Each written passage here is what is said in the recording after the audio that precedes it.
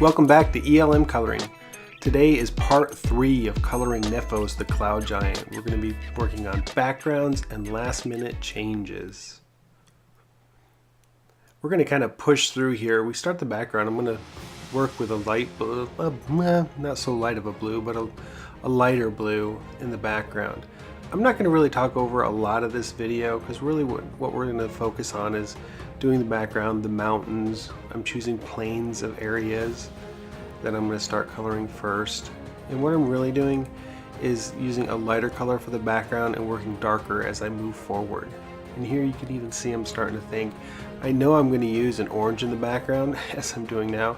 So I used that orange mixed it in the blue of the mountains. And I'm letting the marker do a lot of the work. I'm trying to stay at the angle of the mountain. So if you can look at it, you can see there's kind of a natural angle to it. And I will just keep making the strokes of the marker at the same angle as as I feel that the mountain is.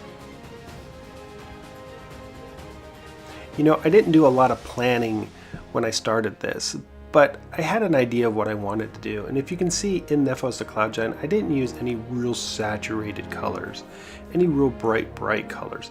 Even though they're light, they're not bright. And that allowed me to get into these clouds and go ahead and put in this really saturated, really rich color. And because it's that way, it's gonna really, the Cloud Giant's really gonna pop out of that background. He's really gonna come forward. And you should plan this as you're working before you even start. Have an idea of what you want to do. If you want the background to be more saturated in color and the foreground to be more not so saturated, or if you want to reverse that, make your color saturated in the foreground and your background more muted, more dull. And you'll see here, and the reason why at the very end of the movie, this video, I say last minute changes, because you're going to see me lay down a color for those rays that are not saturated, that are much more muted, and you'll see that I really didn't like it, and so I made some last minute changes.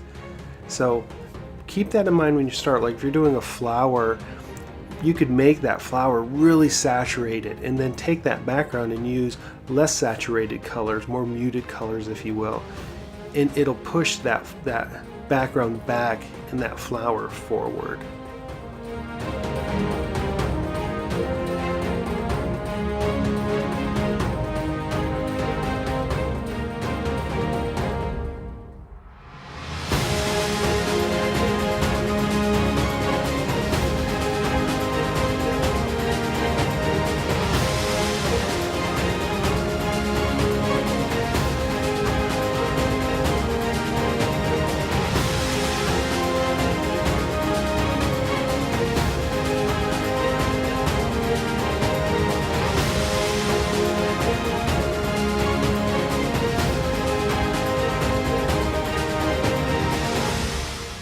Boom, here it is. I kind of cut forward a little bit because some of this can be a little monotonous to watch. But the first thing I want to say is see how I'm taking those long strokes. That's what you really need to do if you want to get a kind of consistent, kind of ray-like color. You saw me do it in the sword, and you're seeing me do it again here. It's much more time intensive, it takes more time, but you'll get a much more even value as you go across a large area that you're trying to cover. Just back and forth. But here you go. This is what I'm talking about, that I just didn't like it. Now all of a sudden this tone matches Nephos really closely. And I thought, man, I just completely flattened it. I have these beautiful, bright, great clouds. And then I just put in this color that it just wasn't working. And I was like, oh, what do I do now? Well, here I am. I'm going to experiment with some colors. Cool thing about these markers, you can just layer over the top. So now I'm going to take this kind of a pink color and I'm going to start just laying it in over the top of it. I'm using the larger side of the marker, just pushing it over the top of it. And now I'm going to let that area rest. It's a little brighter, still not 100% happy with it, but I'm going to let it rest and I'm going to come back to it later. notice on these mountains, I keep moving the paper in the direction that I'm pushing the brush. I mean, not the brush, but the marker. You need to do this because it establishes planes, and it'll help you with depth.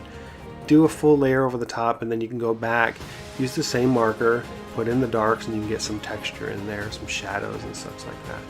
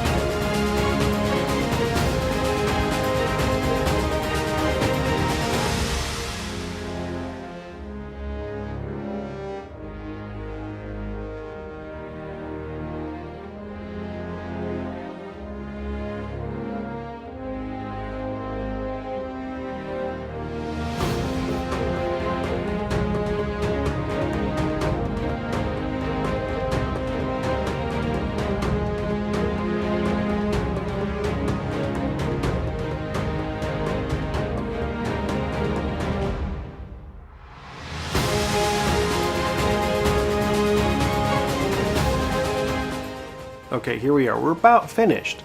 But like I said, I'm not too happy with that back. So I kept looking at it, and I decided I'm just going to go for it. I take this yellow and I just start layering it in right over the top of that other colors that I put in there. So at this point, this is 3 layers that I'm doing on these rays. But already I'm liking it. You know, already I'm like, okay, that's a lot more what I was thinking in my head when I started this. It's making them much more vibrant, much more saturated. So I'm going to keep doing that all the way around. And you can see all of a sudden, he's starting to pop out more.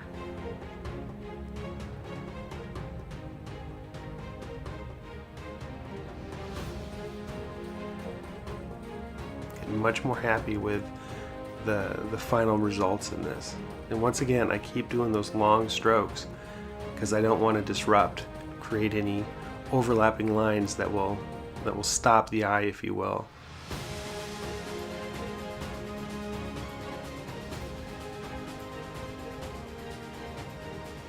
So I think that is about it, and I just really like that now. It's like, okay, the sun rays are much more vibrant, much more bright. I'm liking it. Nephos is popping out just like I wanted him to.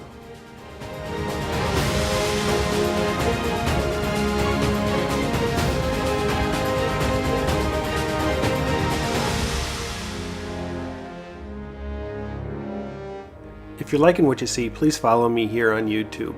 You can also find me on Instagram and Facebook, and the links to those are down below in the video description. As always, I appreciate your support, and thanks for watching, and look forward to new and cool videos.